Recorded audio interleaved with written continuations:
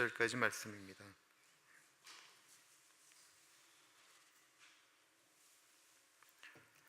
갈라디아서 6장 1절에서부터 10절까지 말씀, 하나님의 말씀 교독하겠습니다. 형제들아, 사람이 만일 무슨 범죄한 일이 드러나거든 신령한 너희는 온유한 심령으로 그러한 자를 바로잡고 너 자신을 살펴보아 너도 시험을 받을까 두려워하라. 너희가 짐을 서로 지라. 그리하면 그리스도의 법을 성취하라. 만일 누가 아무것도 되지 못하고 된 줄로 생각하면 스스로 속임이라. 각각 자기의 일을 살피라. 그리하면 자랑할 것이 자기에게는 있어도 남에게는 있지 아니하리니 각각 자기의 짐을 질 것이라. 가르침을 받는 자는 말씀을 가르치는 자와 모든 좋은 것을 함께하라. 스스로 속이지 말라. 하나님은 업신여김을 받지 아니하시나니 사람이 무엇으로 심든지 그대로 거두리라. 자기의 육체를 위하여 심는 자는 육체로부터 썩어질 것을 거두고 성령을 위하여 심는 자는 성령으로부터 영생을 거두리라. 우리가 선을 행하되 낙심하지 말지니 포기하지 아니하면 때가 이름에 거두리라. 그러므로 우리는 기회 있는 대로 모든 이에게 착한 일을 하되 더욱 믿음의 가정들에게 알지니라. 아멘. 저희가 성경을 읽을 때 우리가 머릿속에 꽉 집어넣어야 될 것이 하나 있습니다. 특히 저희 교회처럼 큐티 본문을 가지고 설교하고 묵상하는 분들은 더욱 조심해야 될 것이 있는데, 성경이 처음부터 장절로 나뉘어져 있을까요? 아니면 그냥 이렇게 쭉 연결되었을까요? 큰 목소리로 말씀해 주세요. 쭉? 네, 쭉이었어요. 그럼 이것이 언제 이렇게 장절로 나뉘어졌을까요? 먼저는 장으로 나눴습니다. 저기 제가 아는 우성이니? 그래.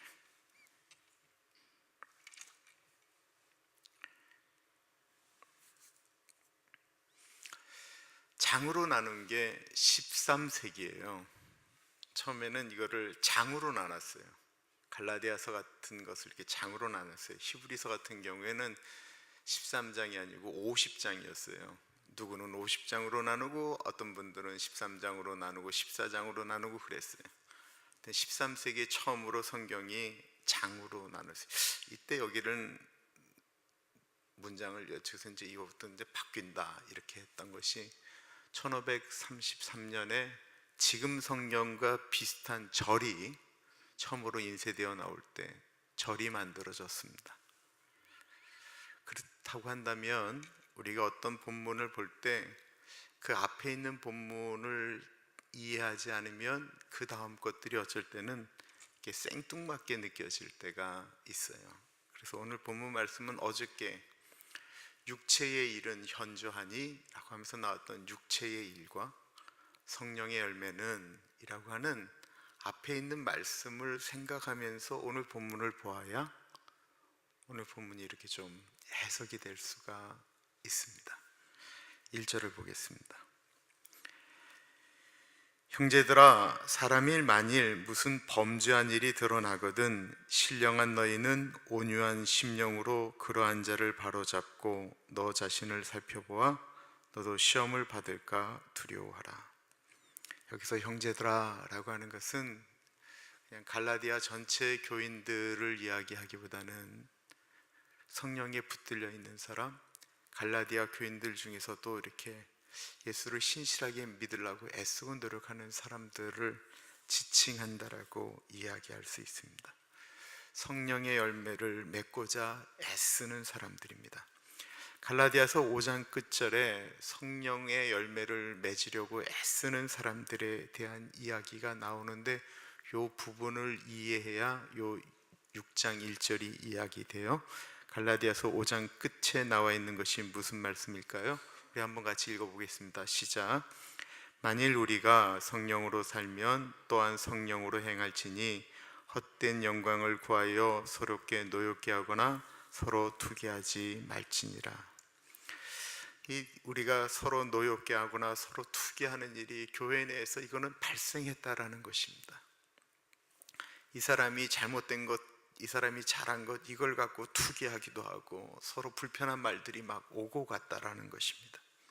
어떤 범죄한 일이 발생했습니다. 1절에 보면 어떤 사람들이 범죄한 일이 발생했습니다.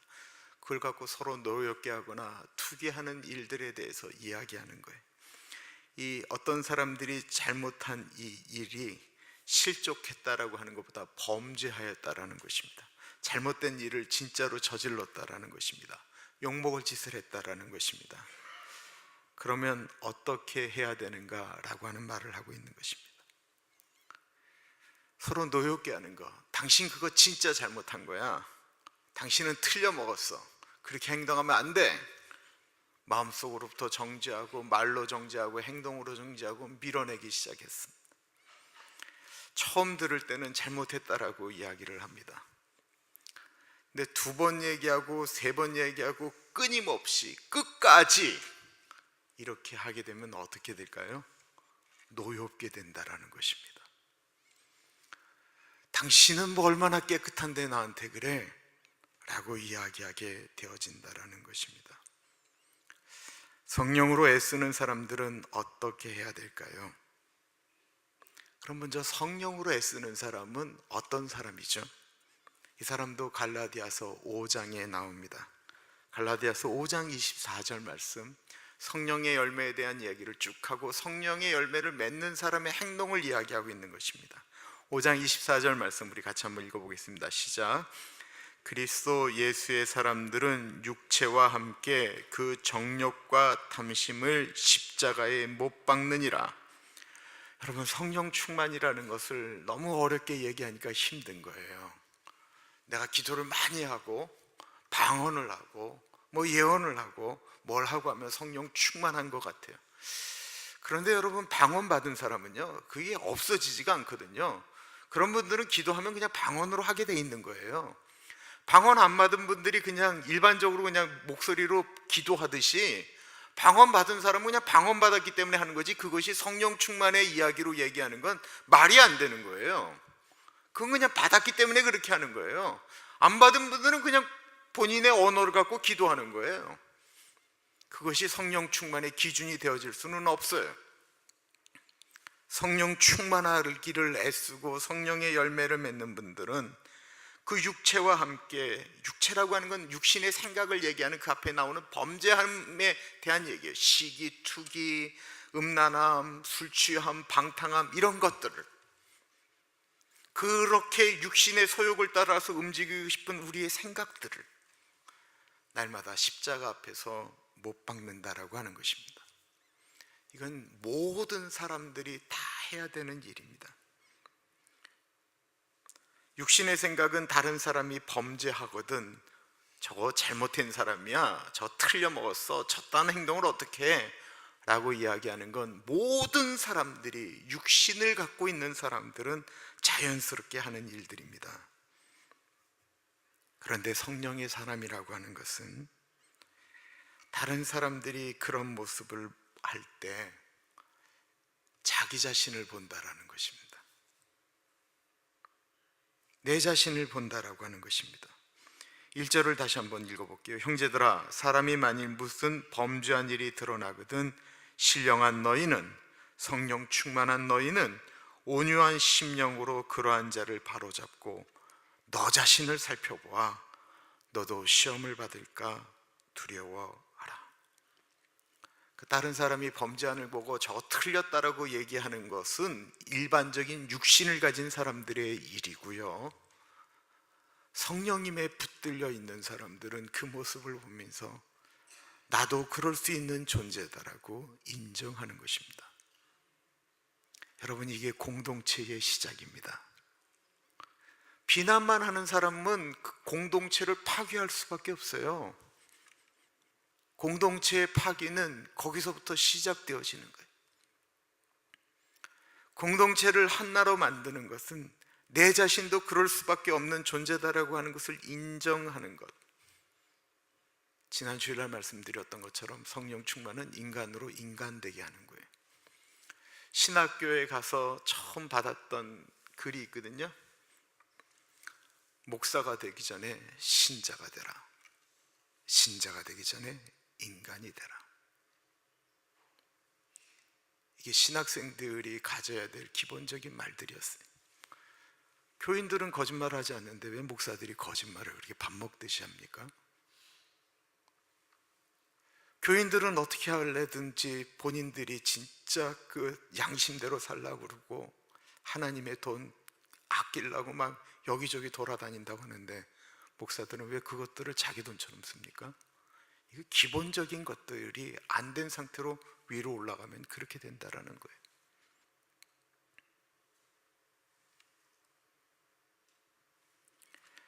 내 자신도 넘어질 수 있다라고 생각하는 순간 그에게 나타나는 것은 공동체 의식입니다.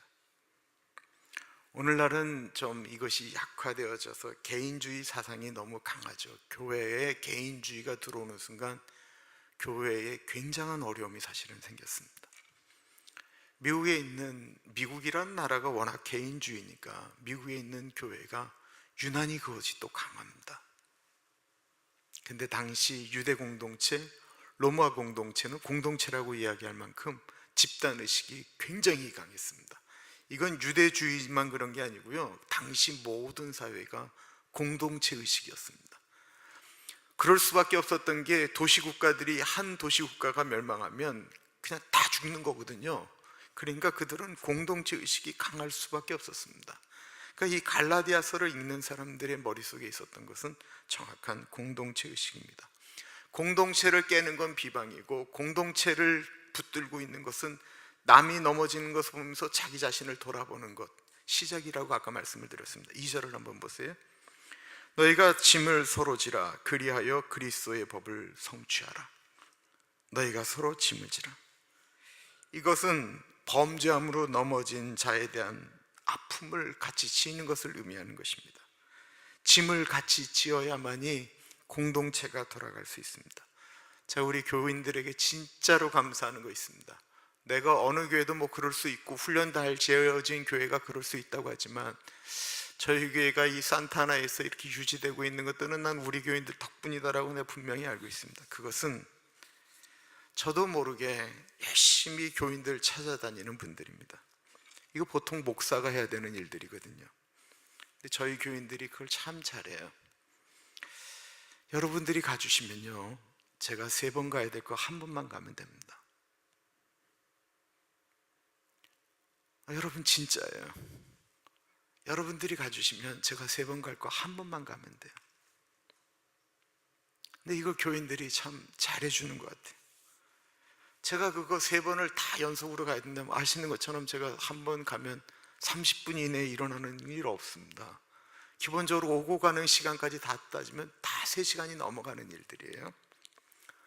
그거 감당하면서 설교 준비하고 언제 교인들 위해서 다 기도하고 언제 신방하고 언제 행정하겠어요? 불가능한 일이거든요. 제가 이성훈 목사님 처음 오실 때 부탁한 게 있었어요. 교인들 신방하고 움직이는 거 나한테 허락받고 할 필요 없다라는 거예요. 내가 부목사님 불러놓고 부탁하는 거는 뭐 행정적인 거, 우리 교회 행정적인 게 뭐 이렇게 많아요.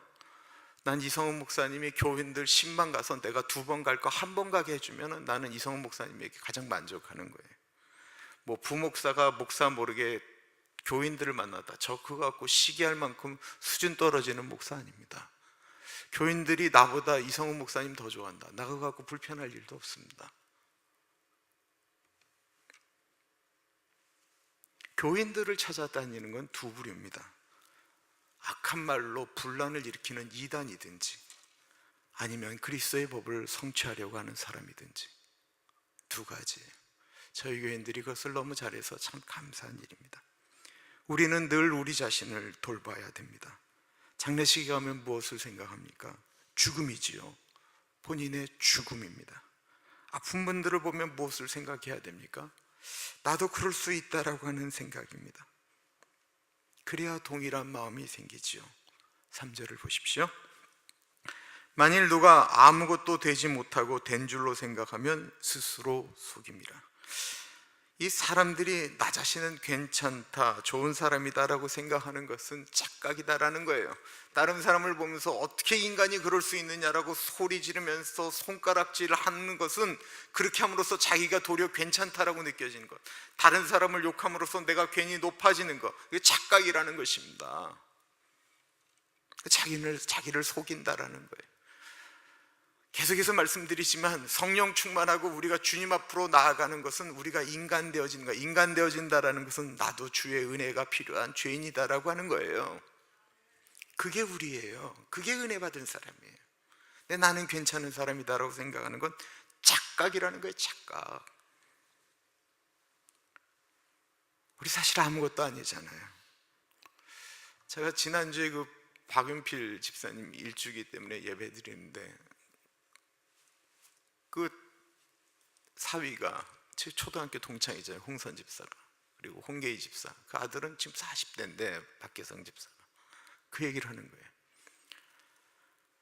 한순간에 어머니 잃고 시어머니 잃고 아버지 잃고 하니까 그 나이 때 느껴지는 게 죽음이라는 것이 멀지가 않은 거구나, 가까이 있는 거구나 라고 느껴지더래요. 이게 우리의 실존입니다. 아무것도 아니에요. 제가 어느 날 이렇게 기도 제목 때문에 이름을 쓰는 걸 보고 어느 분이 저한테 이렇게 말씀하셨어요. 목사님도 그렇게 이름을 써야 됩니까? 라고 말씀하시더라고요. 저를 굉장히 높게 보신 거죠. 근데 제가 3년 전에도 진짜 이름 안 썼어요. 그냥 외웠어요. 말씀하시면 그냥 외웠어요. 한 번 들으면 잘 안 잊어버렸어요. 그리고 그냥 그 외운 다음에 나중에 그 이름을 탁 끄집어내서 기도할 수가 있었어요. 근데 어느 순간부터 그게 잘 안 되는 거예요. 정확히는 3년 전부터 그게 잘 안 되기 시작했어요. 지난주 김강수 장로님 두 아드님이 예배를 드렸어요. 야, 얼굴을 봤어요. 내가 저 두 친구를 위해서 꼭 기도를 해줘야 되겠다. 브라질에서 왔는데 예배 내내 이름이 기억이 안 나는 거 있죠. 하나가 기억나는데 걔가 둘째 아들 이름이 기억나는 거예요. 이름이 어려운 얘기도 아니에요. 영균이 영민이거든요. 예배 끝날 때까지 이름이 기억이 안 나는 거예요. 그래서 제가 교인들한테 부탁드려요. 제가 요즘 깜빡깜빡하는 병이 생겼어요. 저도 이젠 나이를 먹었어요. 웃자고 하는 말씀인데 이제 웃지들을 않으시네. 나 정원. 우리는 자랑할 것이 없어요. 그런데 갑자기 4절에 묘한 말이 나와요. 각각 자기의 일을 살피라. 그리하면 자랑할 것이 자기에게는 있어도 남에게는 있지 아니하리니. 갑자기 뭐 자랑하지 말라고 하다가 자기 자신에게는 자랑할 것이 있다라고 이야기하는 거예요. 그게 아니에요. 각각 자기의 일을 살피라라고 하는 이 자기의 일을 볼 때는 하나님 앞에서 설 때의 자기의 모습이에요.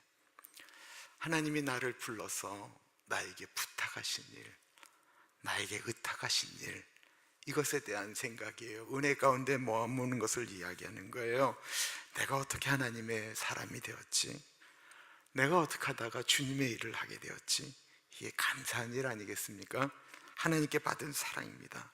그리고 그런 우리에게 주신 사명이 있죠. 이거는 지극히 하나님께서 나에게 부탁하신, 나에게 주어진 일입니다. 남에게 말할 것이 아니에요. 그것은 그냥 나에게 준 사명이에요. 은혜예요. 그게 바로 자기의 짐이에요. 그래서 5절은 이렇게 이야기하고 있습니다. 각각 자기의 짐을 질 것이라. 하나님께 받은 사명의 짐을 자신이 지고 가는 거예요. 내가 짊어져야 될 것이 있어요. 그런데 여기는 자기의 짐을 지라고 그랬다가 앞에는 각각 다른 사람의 짐을 짊어지라고 이야기하고 있어요. 앞에서는 다른 사람의 짐을 지라고 그랬다가 여기서는 자기의 짐을 지라고 했는데 이걸 분리시킬 필요가 없어요. 어떤 분에게는, 이 모든 분들에게 해당하는 게 아니에요. 그런 어떤 분에게는 다른 사람의 짐을 짊어지고 가는 것이 자기의 짐이에요. 이해되세요? 다른 사람의 짐, 다른 사람이 왜 저거 안 져가 아니고 그 사람의 짐을 같이 지고 가야 될 사명, 그게 나의 짐일 수 있다라는 거예요. 6절입니다. 가르침을 받는 자는 말씀을 가르치는 자와 모든 좋은 것을 함께하라. 목사들이 이런 얘기를 하는 거 조심스럽죠. 가르침을 받는 자는 말씀을 가르치는 자와 모든 좋은 것을 함께하라. 이게 거짓 교사들이 나타났다라고 갈라디아서에 얘기하잖아요. 어리석은 갈라디아 교인들아, 어떻게 너희들이 나에게 받은 이 참된 복음을 버리고 그 율법주의로 넘어갔냐라고 하면서 이 갈라디아 지방에 있는 교회들이 거짓 교사들에 의해서 목회자들이 쫓겨나는 일들이 발생하기 시작했습니다. 목회자들이 그 자리에 있지만 저 목사가 여태까지 우리에게 가르쳐준 건 가짜다라고 이야기하면서 경제적인 어려움을 주기 시작했습니다.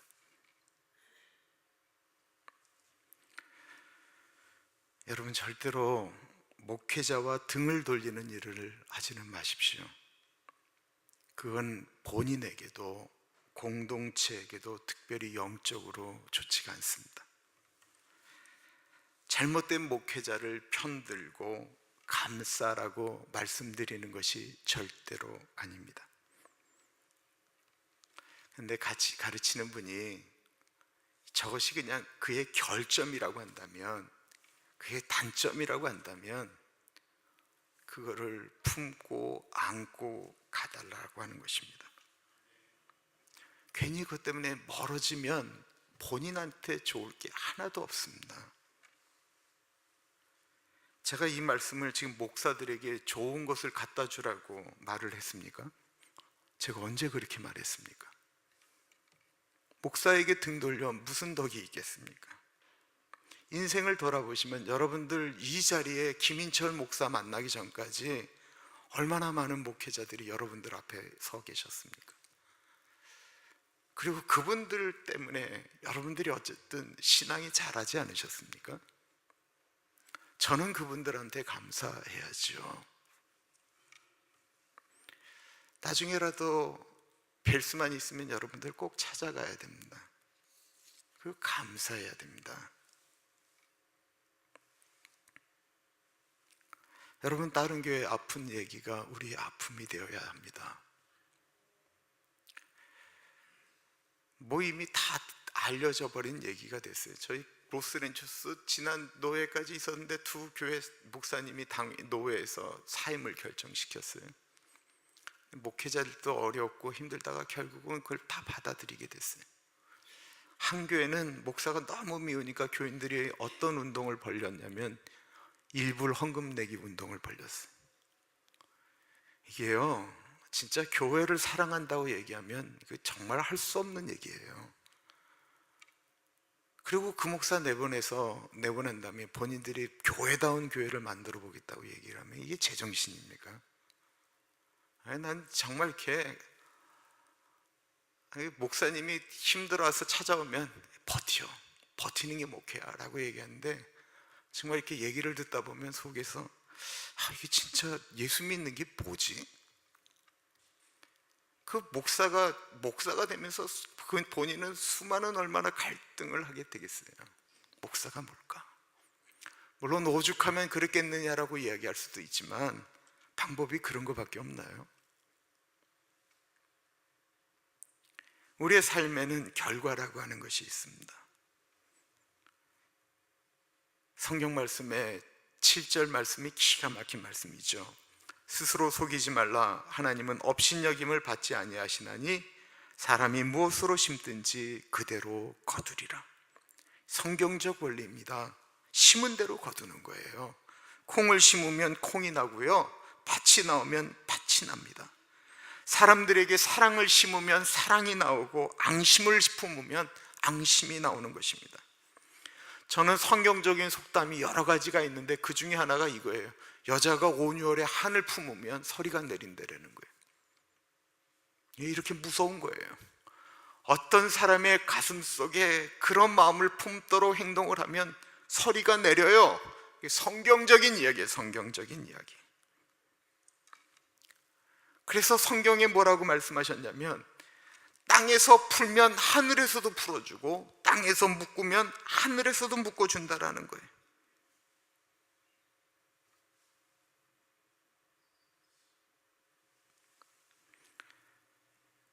사람의 관계를 하나님이 묶어주시고 하나님이 풀어주시는 것이 절대로 아닙니다. 우리가 이 땅에서 노력할 때 하늘에서 풀어주신다라는 것입니다. 여러분, 저주가 그냥 풀리는 게 아니에요. 저주는 이 땅에서 풀어가는 거예요. 역대하 7장 13절에 이렇게 말씀하고 있습니다. 혹 내가 하늘을 닫고 비를 내리지 아니하거나 혹 메뚜기들에게 토산을 먹게 하거나 혹 전염병이 내 백성 가운데서 유행하게 될 때에 이런 저주가 임했어요. 그럼 이 아픔이 어떻게 풀리게 될까요? 그 다음 절에 유명한 역대하 7장 14절 말씀입니다. 우리 같이 읽어보겠습니다. 시작. 내 이름으로 일컫는 내 백성이 그들의 악한 길에서 떠나 스스로 낮추고 기도하여 내 얼굴을 찾으면 내가 하늘에서 듣고 그들의 죄를 사하고 그들의 땅을 고칠지라.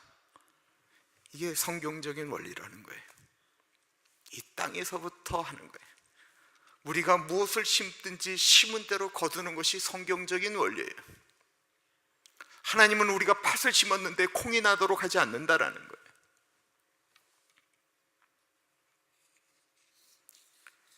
계속해서 심은 대로 거두는 원리가 8절에 나옵니다. 자기의 육체를 위하여 심는 자는 육체로부터 썩어질 것을 거두고 성령을 위하여 심는 자는 성령으로부터 영생을 거두리라. 우리는 이런 말씀을 들으면 갈등을 하게 됩니다. 내가 그럼 너무 좋은 집에서 사는 것, 좋은 차를 타는 것은 육체를 위해서 심는 것일까? 갈등하게 됩니다. 절대로 아닙니다. 어떤 분이 월급이 너무 많아서 큰 집을 사서 절세를 하려고 합니다. 세금을 좀 적게 내려고 합니다. 이것이 죄일까요? 사실 그렇지 않습니다. 미국의 법을 보면 월급을 많이 타는 사람은 원래 월급에서부터 돈을 많이 떼가요. 적게 버는 분들하고는 다르게 처음부터 아예 많이 떼가요. 많이 내요, 일반적으로.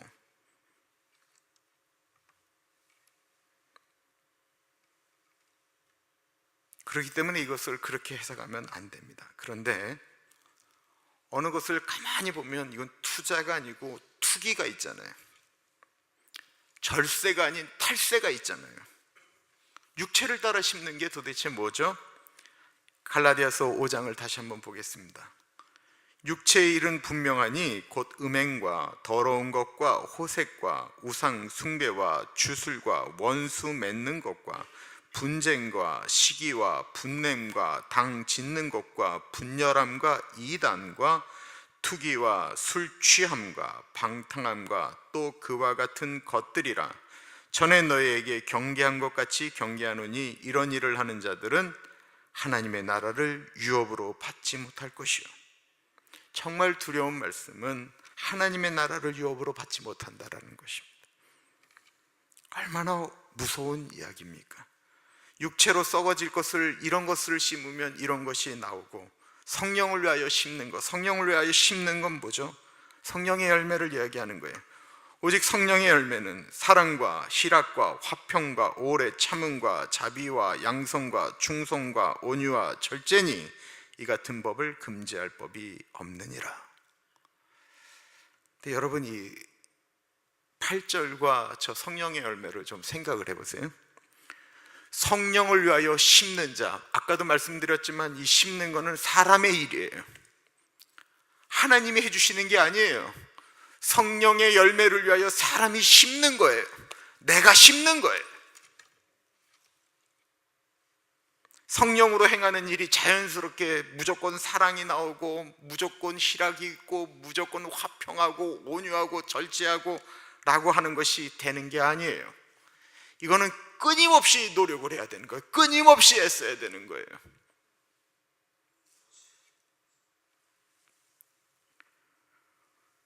오직 성령의 열매에 참 기가 막힌 이야기가 나옵니다. 23절에 온유와 절제니 이 같은 것을 금지할 법이 없느니라. 율법에 대한 이야기로 갈라디아서는 시작이 되죠. 율법에 묶인 것, 자유하지 못하는 것에 대한 개념은, 율법은 대체로 다 하지 말라라는 것입니다. 이거 하지 말아라, 저거 하지 말아라.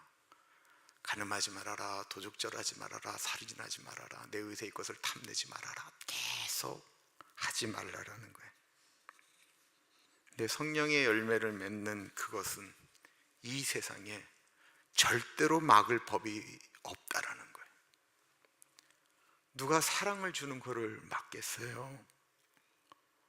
누가 절제하고 인내하고 오래 참는 것을 막겠어요? 이거 자체가 아름다운 것이거든요. 이것이 마음대로 할 수 있으면 얼마나 좋겠어요. 절대로 안 됩니다. 이거 육체적인 것과 반대적인 것이기 때문에 육체의 일을 끊으려고 애쓸 때만이 가능한 일입니다. 9절에 보면 우리가 선을 행하되 낙심하지 말지니 포기하지 아니하면 때가 이름에 거두리라. 우이동에 한신초등학교라고 있습니다. 예, 한신초등학교는 여러분들이 이름을 들으시면서 또 탁 떠오르시지만 한국에는 신학교가 여러 개가 있죠. 보수적인 신학교 하면 총신대, 고신대, 여기가 굉장히 보수적인 신학을 이야기하고요. 그리고 이렇게 진보적인 신학을 이야기하면 한신대, 그리고 제가 나온 장신대는 회색이라고 보통 얘기를 해요. 이쪽도 아니고 저쪽도 아니라고 보통 얘기들을 늘 공격을 받아요. 한신 쪽에서는 저것들은 너무 보수적이라고 그러고 총신 쪽에서는 저것들은 너무 진보적이라고 얘기하는데 저희는 좀 색깔이 그러고 한신대는 좀 진보적이라고 얘기를 해요. 얼마 전에 돌아가신 문동환 목사님, 문익환 목사님, 강일영 목사님, 이런 분들이 다 한신대학교 출신이십니다. 그러나 그런 분들뿐만 아니라 별세의 신앙을 말씀하신 이중표 목사님도 한신 출신이시고요. 분당 샘물교회, 아프가니스탄에 그 논란이 되었던 박은표 목사님도 한신 출신이십니다.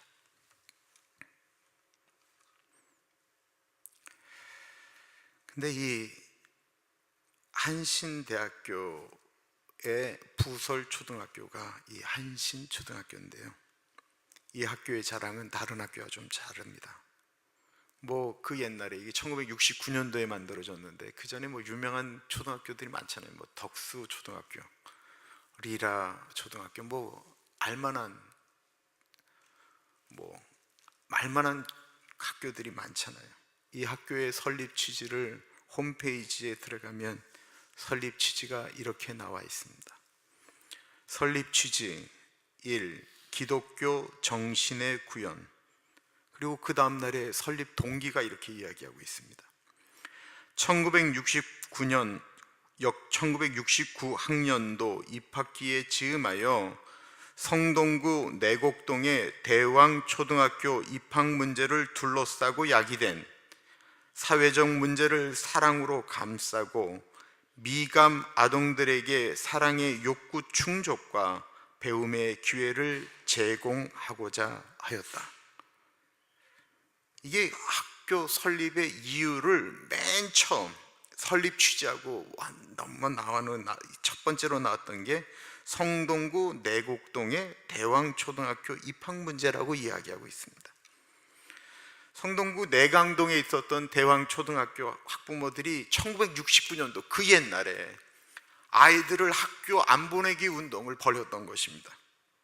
그 이유가 무엇이었냐면 그 학교가 음성 나환자들의 자녀, 보니까 이렇게 문둥병이 이렇게 다른 사람들에게 전염시키지 않고 이제 멈춰진 그 자녀들에게까지 내려가지 않은, 자녀들을 키울 수 있는 나환자들, 음성 나환자들의 자녀들, 문둥병에 걸리지 않은 자녀들이 그 학교를 들어가자 같이 공부시킬 수 없다고 하면서 대왕초등학교 부모님들이 아이들을 안 보내는 사건이 발생한 것입니다. 그때 그 이야기를 들었던 한신대학교에서 교육부에다 청원을 하게 됩니다. 만약에 우리 대학교에 부설 초등학교를 인가 허가해 주시면 음성 나환자들의 자녀들을 저희 학교가 받겠습니다. 그래서 성동구에서 한참 떨어진 도봉구 우이동에 한신초등학교가 설립되게 되었습니다. 그리고 그 약속대로 미감 아동들을 받아들였습니다. 얼마의 시간이 흘렀습니다. 그 학교의 다른 학교에서 교사직을 역임하던 여교사가 불행하게도 그 학교로 정근을 가게 되었습니다. 이름도 알 수 없는 한신초등학교. 그런데 그 신임 여교사의 눈에 비친 그 학교의 분위기가 자기가 전에 있었던 학교와 너무 좀 달랐다라는 것입니다. 어느 날 아침 이 여선생이 출근해서 교정에 들어섰는데 운동장 한 구석에 아이들이 한 아이를 이렇게 둘러싸고 있는 모습을 보았습니다. 그리고 웅성거리는 거예요. 근데 이렇게 가봤더니 남자애들이 한 아이를 이렇게 딱 가로막고 있는 거예요. 누가 보면 서로 한 아이를 괴롭히는 모습처럼 보이는. 그러면 잠시 후엔 그 남자애들이 그 아이를 데리고 화장실로 가는 거예요. 이 선생님이 너무 놀라서 그 화장실 쪽으로 계속 따라갔어요. 근데 가서 보니까 이 남자애들이 그 학생을 데려다가 화장실에서 씻기고 다른 바지를 가져다가 입히는 것입니다. 선생님이 한 아이에게 물어봤어요. 이게 무슨 일이냐고 물어봤더니 그 아이가 이렇게 얘기하는 거예요. 저 친구는 정박한데 가끔 학교에서 저렇게 바지에다 오줌을 쌉니다. 그러면 그 모습을 다른 아이들이, 여자애들이 보지 못하도록 남자애들이 그걸 막고 그 아이를 데려다가 씻기고 옷을 입힌다라는 거예요. 이 선생님이 그걸 너무 충격받아서 이게 한국 학교에서, 이게 한국 사회에서, 이게 한국 초등학교에서 가능한 일인가 의문을 갖기 시작했다라는 거예요.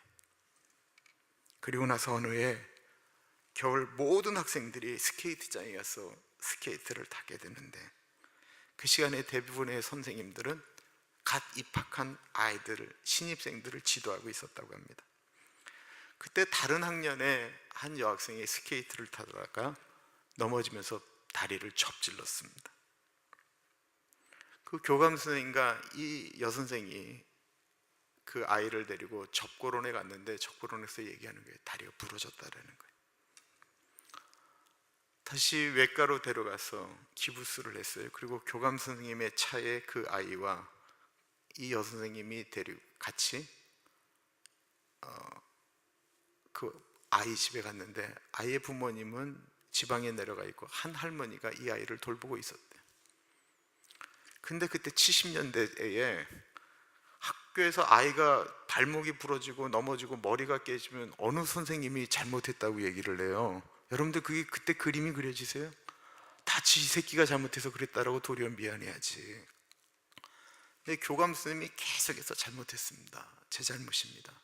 모든 치료비는 저희가 감당하겠습니다. 잘못했습니다. 용서해 주십시오. 그때 마침 담임 선생님이 신입생들을 돌보려기 같이 있지는 못했습니다. 제 잘못입니다. 죄송합니다. 이 할머니가 까칠한 분이라 막 뭐라고 얘기하다가 교감 선생님이 하도 잘못했다고 하는데 이 여선생은 전혀 보지 못한 모습이니까 이게 뭐지? 이렇게 생각을 했대요. 근데 더 놀라운 건 그 다음날 그 여자의 담임 선생님이 학교가 끝나면 이 학교를 못 오는 이 여자의 집에 가서 방과 후에 애 공부를 시켰다라는 거예요. 할머니가 보니까 뭐 표시 내려고 그러나 그런 눈으로 봤대요. 근데 매일 오니까 이번에는 한 2, 3일 저렇게 흉내 내다가 말래나? 라고 생각을 했대요. 그런데 아이가 기부스를 풀고 학교에 나올 때까지 그 담임 선생님이 매일 가서 그날의 수업을 1대1로 아이를 가르쳤다고 합니다.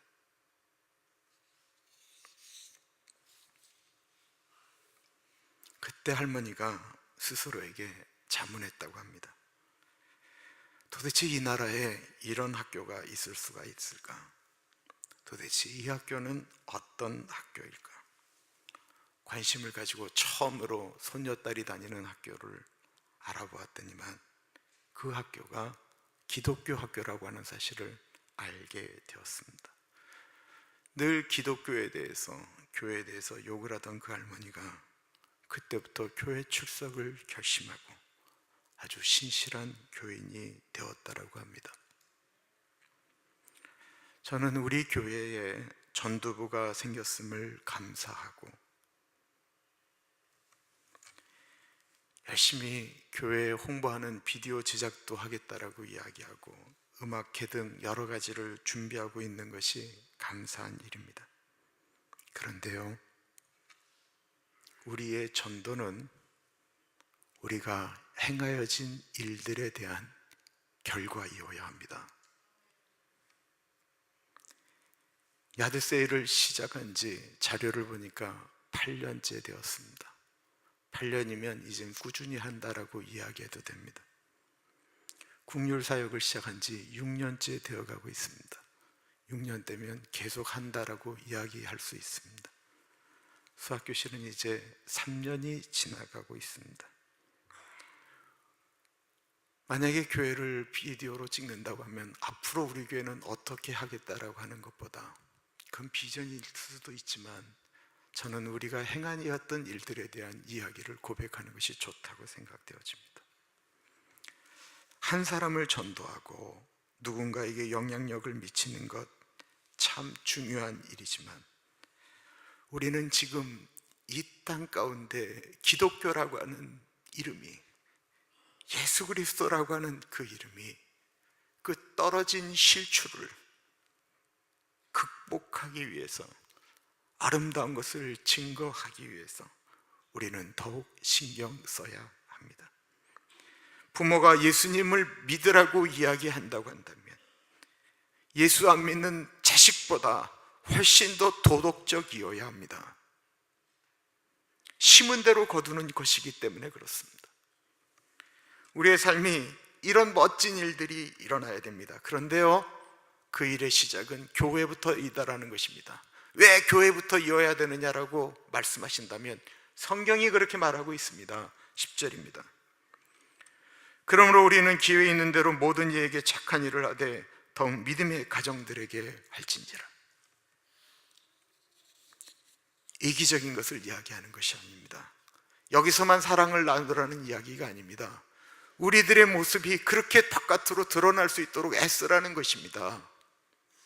투기하고 시기하고 싸우고 끌어내리고 깎아내리고 다른 것을 더 틀렸다라고 이야기하지 말고 여기서부터 그 일들을 애쓰고 노력하라는 것입니다. 행동하는 그리스도인, 심는 대로 거두는 우리들이 되어지기를 간절히 소원합니다. 우리 같이 기도하겠습니다.